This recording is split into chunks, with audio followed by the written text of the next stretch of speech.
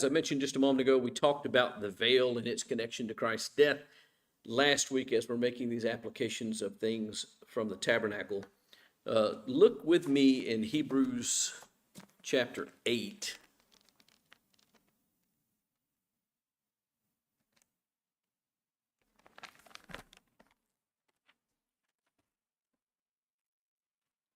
Hebrews chapter 8 and verse 5, stating that the priest in the tabernacle, and this is a quote, serve as a copy and shadow of the heavenly things.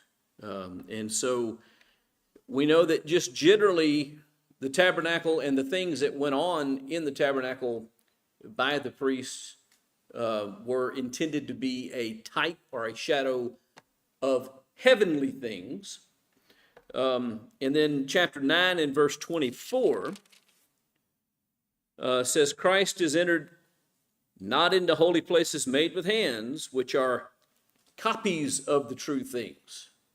And so there it refers to the tabernacle as being a copy of heaven itself. I wouldn't take that too far. I don't think that that's saying there are two chambers to heaven. I don't think that's saying that heaven is a tabernacle. I think that was a material thing to start helping them understand the separation between men and their sin and God. And that is what all this whole entire process is. As we get into chapter 27, we're going to study about the court that was around the tabernacle, which is part of that imagery as well. And we'll talk about that when we get there. Finally, in talking about the tabernacle, and we've talked about this quite a bit, the mercy seat sat upon the Ark of the Covenant in the Holy of Holies, and that is the place where God put his name. That's where they went to meet with God and to get atonement for the sins of the people. The only way to get to God, therefore, was to go through the tabernacle. John 14:6, Jesus says, I am the way, the truth, and the life. No one comes to the Father but through me. Ephesians 2:18, for through him we have access in one spirit to the Father.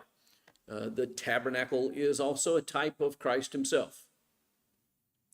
The way in which we can enter into and meet with or have fellowship with God. Anybody got any questions about chapter 26 before we move on?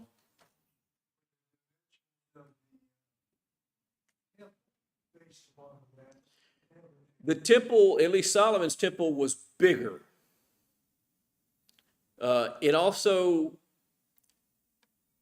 contained more things. I think there were 10 tables of showbread. I think there were 10,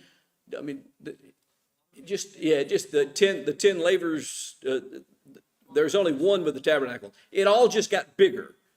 And I know it got even greater when Herod rebuilt it. Whether it got larger, I don't know. But it became even a more grand structure at that point. But listen, it's pretty grand even as a tabernacle.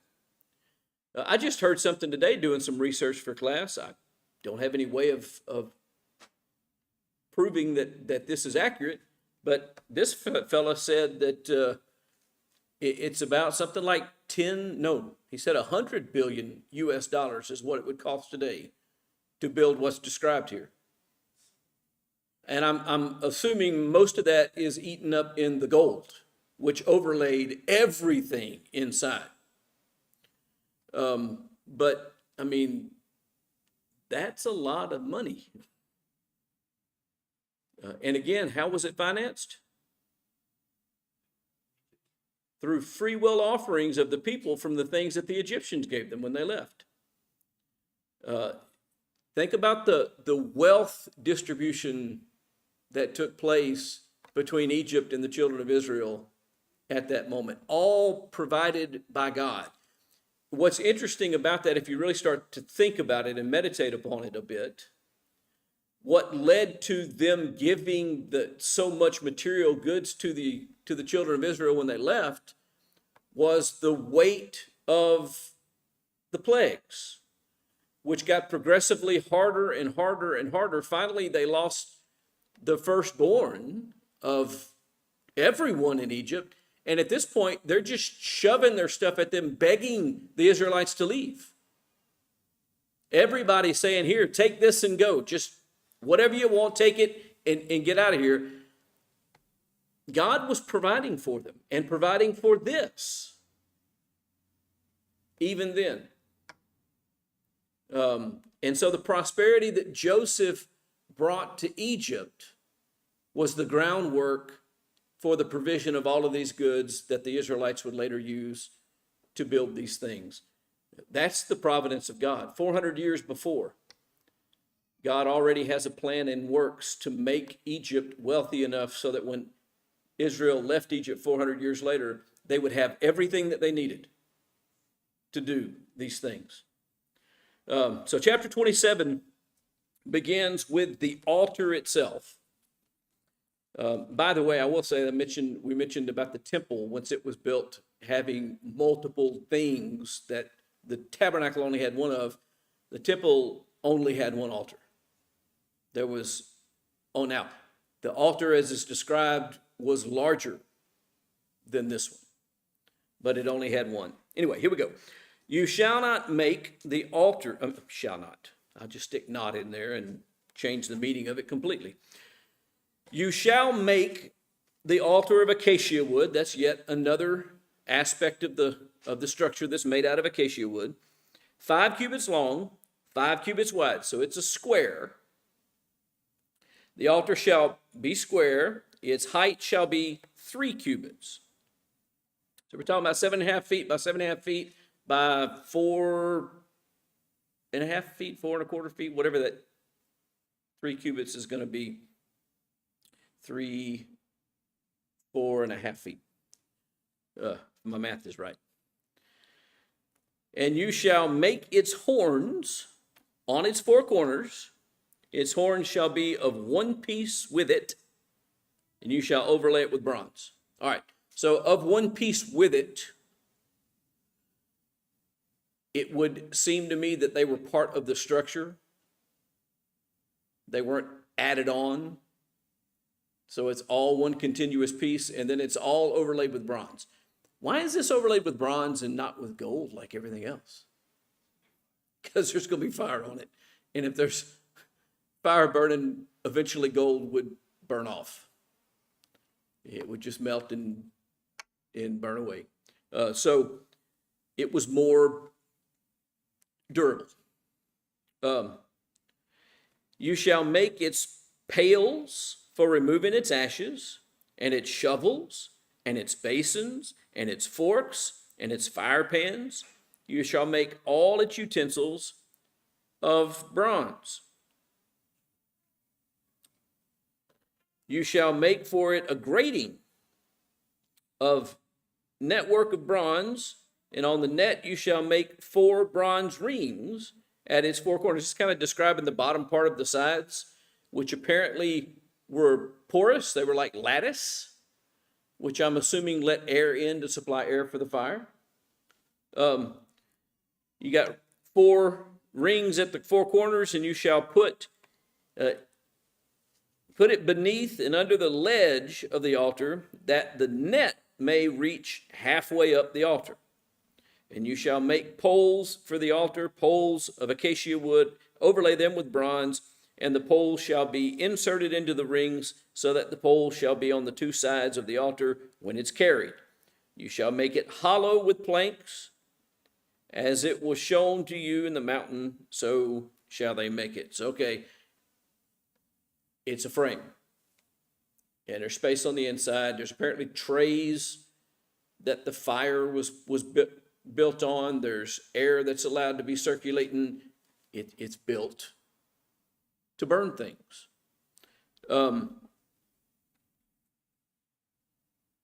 I don't know if these horns are actually supposed to look like an animal horn, or if it's just something that protrudes.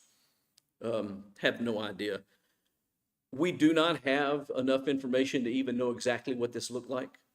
There are differing opinions as to how big the ledge was. We get no depth for the ledge. There are different opinions about what the ledge was for. Some people say it would have been where the priest stood to actually manage and offer the offerings, because at 4.5 foot high, you'd have to be kind of tall to be managing stuff inside of it.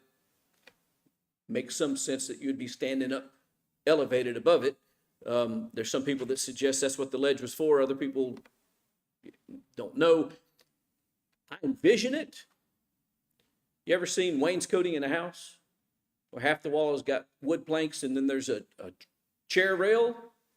Okay, there's a little ledge. The bottom part has got this network, which is, again, as I understand it, just a lattice type structure. And then the top of it's solid. That ledge separated the two. It tells us it was halfway up, so it was about midway where that ledge was. Other than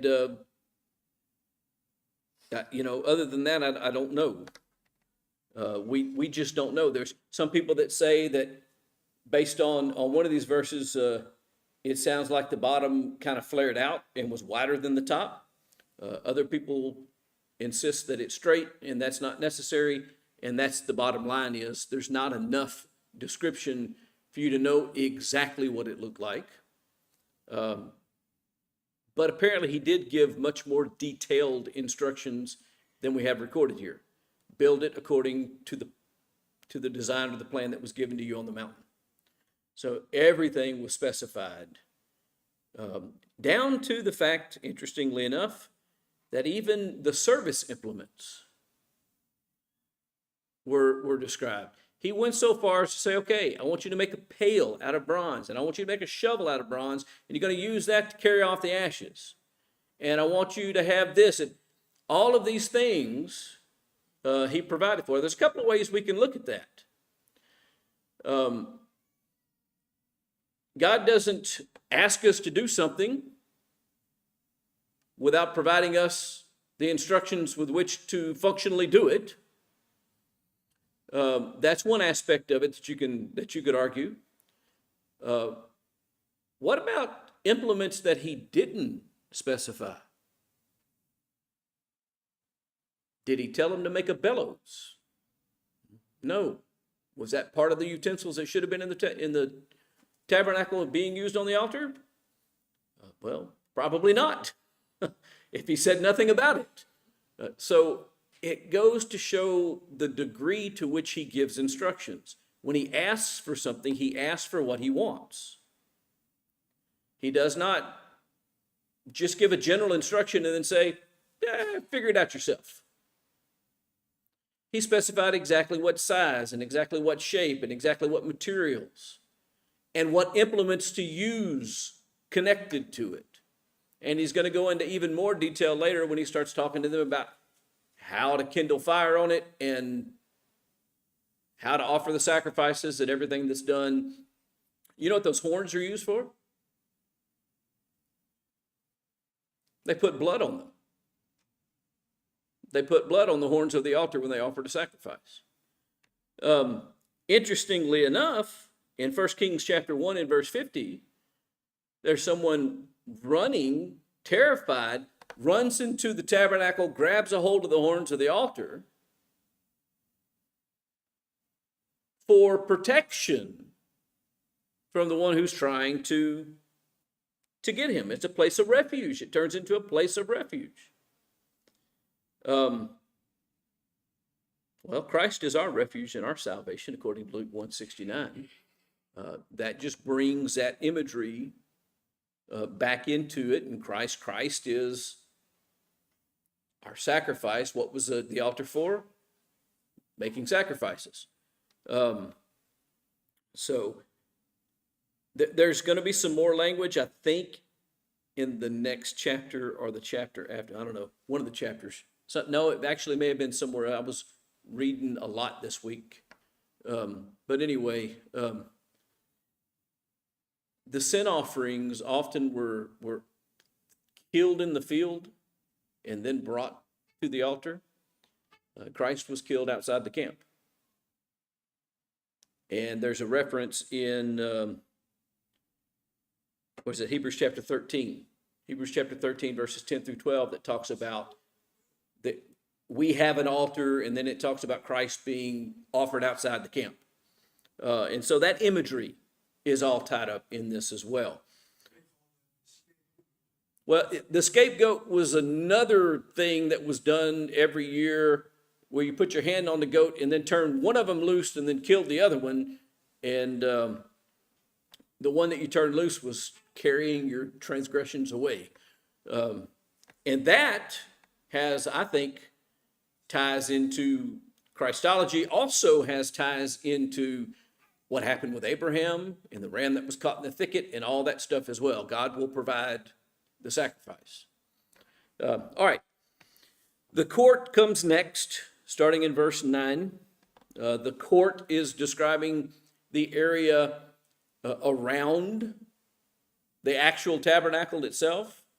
The court contained the altar and the basin, the laver that you washed, that the priest washed in before they entered into the tabernacle. There's a fence, for lack of a better term, that's erected around the actual tabernacle itself. That makes the court. We would later call that the outer court, and then the tabernacle itself is the inner court. So anyway, you shall make the court of the tabernacle. On the south side there shall be hangings for the court of the tabernacle of fine twisted linen, 100 cubits long for one side. Okay, what's 100 cubits? 150 feet, which is 50 yards. Half the length of an American football field. This is large. Not huge, but large. Its pillars shall be 20, with their 20 sockets of bronze. The hooks of the pillars and their bands shall be of silver. And likewise, for the north side in length, there shall be hangings 100 cubits long, 20 pillars with their 20 sockets of bronze, and hooks of the pillars. Their bands shall be of silver. And so we've got, again, a lot of expensive metal being used here. For the width of the court on the west side, so this is the north and south sides are 150 feet long. The west and east sides, the west side shall be hangings of 50 cubits, so half the length, about 25 yards, with their 10 pillars and their 10 sockets. And the width of the court on the east side shall be 50 cubits. The hangings for the one side of the gate shall be 15 cubits with their 3 pillars and their 3 sockets. And so that side, the east gate where you entered, the east side when you entered had a gate set in it, not a gate like swinging gate on your fence, but an entryway. It was the only way in. So when Jesus would later teach, I am the door, there's a connection to that imagery. All right. The length of the court shall be 100 cubits, the width 50 throughout, and the height 5 cubits. So that's 7.5 feet tall, of fine twisted linen, and their sockets of bronze, and the utensils of the tabernacle used in all of its service, and all of its pegs, and all of the pegs of the court shall be of bronze. There's a lot of bronze. Bronze is an alloy metal. So this is not something that you just would ore and burn out in a furnace. This was something they had to mix. And of course, they didn't do this. They got bronze, I believe, from the Egyptians already made. But my point is, this was actually, bronze itself was actually expensive and valuable. It was an alloy because they designed it to be more functional, and they used it to make tools, and they used it to make a lot of things. It made things more durable and stronger and work better. So we're not talking about all this stuff being, listen, even the tent pegs, he says, and the pegs that you nail the fence up with, I want those to be of bronze. This is not, you know what we'd make them out of? Plastic. Why? Because it's cheap. Before we made it of plastic, we made stuff like that out of wood because it was cheap. We had metal. We didn't waste metal on stuff like that. God said, even the tent pegs need to be bronze. So we got the court. We got this enclosure that's described. This court separates the holy place from the outside world. Okay, so what we're doing is erecting a barrier between the world and the tent where God was. There has to be a protective buffer between God and man in their sin. Anybody who wanted to approach God and make sacrifices to God had to do what? They had to enter through that gate into the court. It was the only way to get to God. Now, the average Israelite or practitioner of Judaism, proselyte, because there were some Gentiles who converted fully to Judaism and lived among them and worshiped with them. The altar's as far as they can go. They can go through the gate and get to the altar where their sacrifices can be offered. They didn't get any further than that. The only people that went beyond the altar were the priests. The priests would go to the laver, to the basin, which was full of water, and wash themselves, and then they could enter into the tabernacle. The priest could only enter into the holy place of the tabernacle. To get into the Holy of Holies, where God actually was only the high priest. And he only did it once a year, and he did it for a specific purpose, to seek atonement for the people. Who's our high priest? Christ. Hebrews argues he went into heaven itself. And he went into heaven itself not offering the blood of bulls and goats, but offering his own blood. And because of that, he needed only offer his sacrifice once for all, because it was a better sacrifice made in heaven itself. But all of this imagery and the practices involving all of this were teaching. They were teaching people that sin separates you from God and that you can't get to God yourself.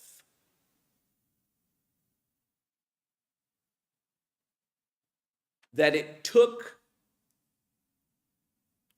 mediators, if you will, priests who could get closer to God than you. And by the way, you could get closer to God than those heathen people out there who didn't even come into the court. But you could come into the court and be able to deal with those who were in contact with God, sort of. It's all teaching. As was that day when he died on the cross and that veil was rent open, was teaching that no longer exists. That separation no longer exists. We now have access to God. They didn't have complete access to God. So not only was that teaching the separation that sin causes from God, but it was also teaching that their system was not perfect. That the bridge between man and God was not complete by what was going on there. There was still a barrier between them and God. That barrier, of course, taken down when Christ died on the cross. and how grateful we should be for that. So that's the enclosure. Then verse 16 deals with the gate of the court, single entrance. John 10:9, Christ is the only way to the Father. There's only one way. God's been teaching that for thousands of years. The next section, starting in verse 20, and it's actually pretty short, just 2 verses. You shall charge the sons of Israel that they bring you clear oil of beaten olives for the light, to make a lamp burn continually. In the tent of meeting, outside the veil, which is before the testimony, Aaron and his sons shall keep in it in order from evening to morning before the Lord. It shall be a perpetual statute throughout their generations for the sons of Israel. So this lamp oil. How was the lamp oil supplied?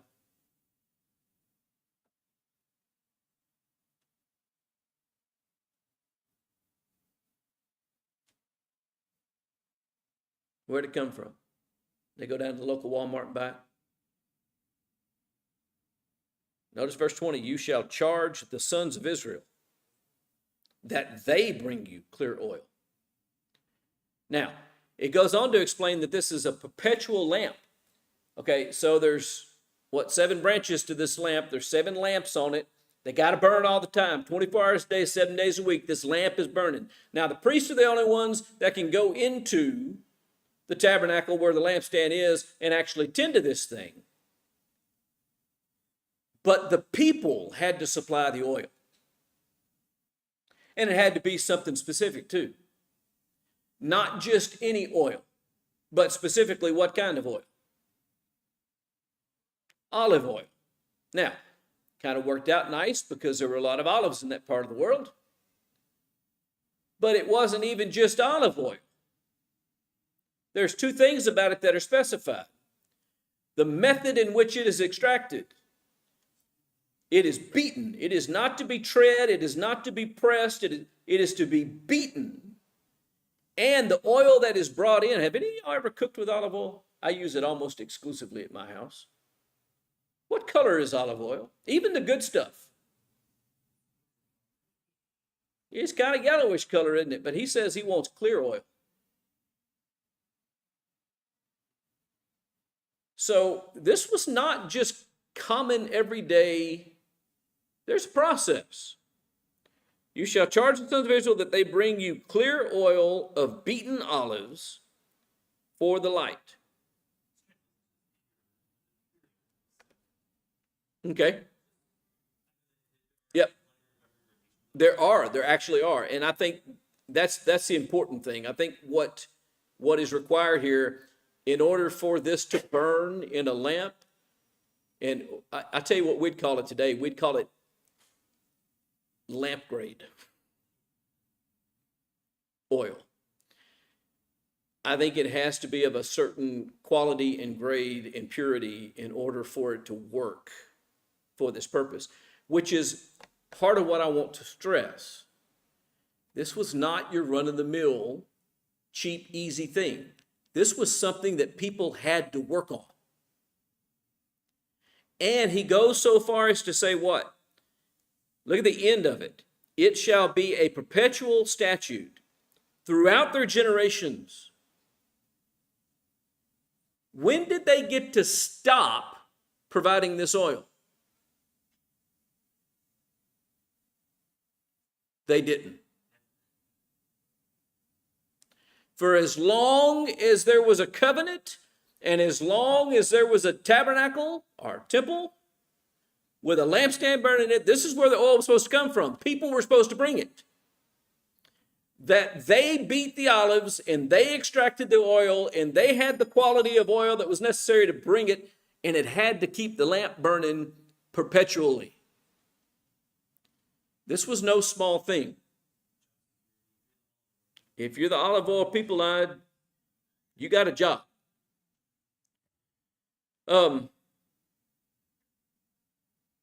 The lamp is to burn all the time. And John 8:12 is what kind of comes to mind. Let's just go over to John 8:12, and hopefully that's the passage I'm thinking it is.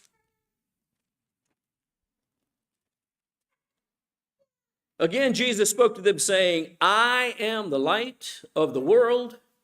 Whoever follows me will not walk in darkness, but will have the light of life. You keep this burning perpetually before the Lord. In fact, where was it at? In the tent of meeting outside the veil, which is before the testimony. So you've got the ark, you've got the veil, and you've got the lampstand,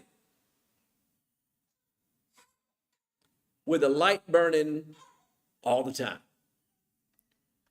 which was going to be fulfilled in the person of Jesus. I am the light of the world. The priests were maintaining the lamp. Again, we talked about this. Average Joe didn't get past the altar. Only the priest can go into the holy place. They're the ones maintaining that light. Well, what does that reflect on for us? Now, we're told all this information, I would suggest, for a reason. Let me turn your attention to 2 Peter. No, 1 Peter, chapter 2.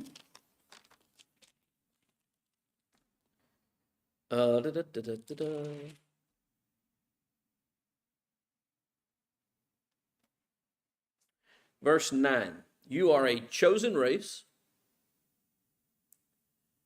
a royal priesthood, a holy nation, a people for God's own possession, that you may proclaim the excellencies of him who called you out of darkness into his marvelous light. The priests were the maintainers of the light. You know who the maintainer of the lights are today? We are. That's why Paul would write to Timothy and call the church the pillar and support of the truth. We're the lampstand. That's why in the 7 churches of Asia, in the beginning of the book of Revelation, he talks about removing your lampstand. You're not going to be serving this purpose anymore if you don't walk with me, if you don't teach the truth. We are the main. Christ is the light, but we maintain that light in the world. How? By proclaiming his excellencies, by telling people about him. And if we're not telling people about him, then we are not doing the work that he has called us to do. And there is not a private class of priests any longer. We are all priests,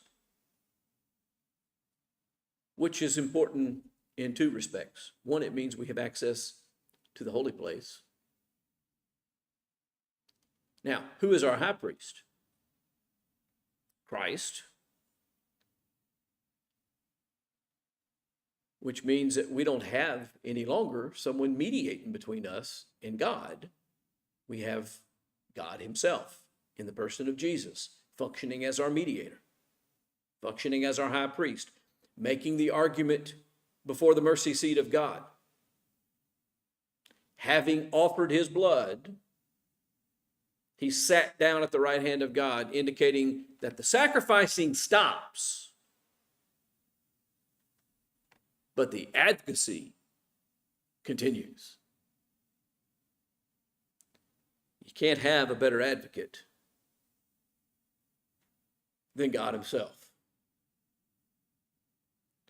And so all of this imagery, all of the stuff that's going on here, everything, and they did this day after day after day after day, year after year after year after year, decade after decade, century after century, for millennia. They have these places. They have this structure. They have this set before them. And then Christ. And two things happen. Before Christ is crucified, he tells them, this is all going to be gone.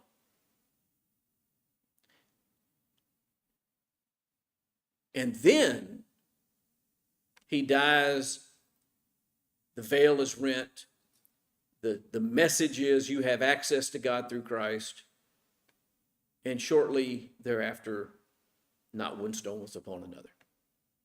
Now, talking about the temple of his body, he said, you tear this temple down, and in 3 days, what's going to happen?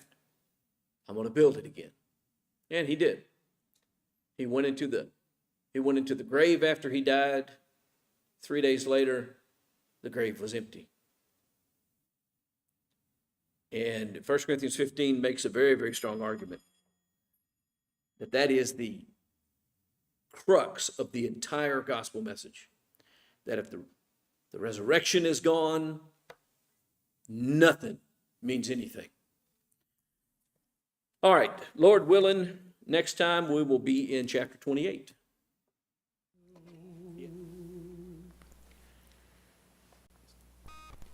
I have heard of a land on a faraway strand. In the Bible the story is told, where cares never come, never darkness nor gloom, and nothing shall ever grow old. In that beautiful land, on the faraway strand, no storms with their blast ever frown. The street, I am told, is paved with pure gold, and the sun, it shall never